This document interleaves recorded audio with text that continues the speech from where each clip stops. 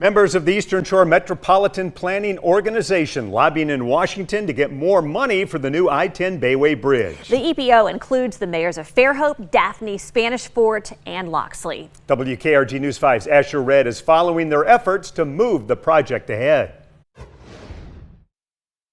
The I-10 bridge project has been talked about for many years now. We all felt pretty good when we left that meeting.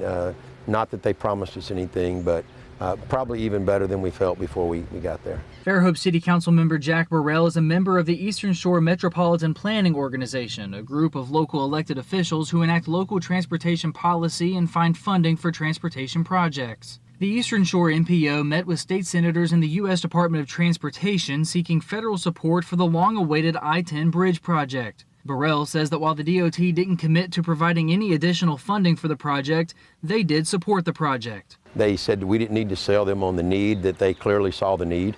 So it's very encouraging for us. Federal officials gave the MPO feedback on how to make their applications to various grants more appealing, which Burrell says would make it easier for them to find the funding that they need. The Alabama Department of Transportation estimates that the project will cost anywhere between $2.8 billion to $3.5 billion. Burrell says the MPO has secured a number of grants, but they're still seeking an additional $500 million.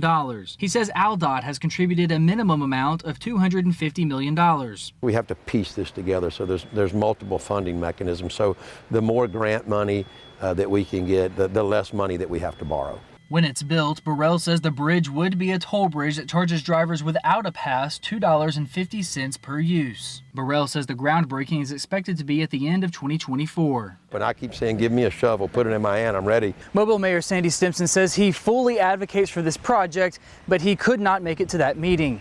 In Fairhope, I'm Asher Red, WKRG News 5.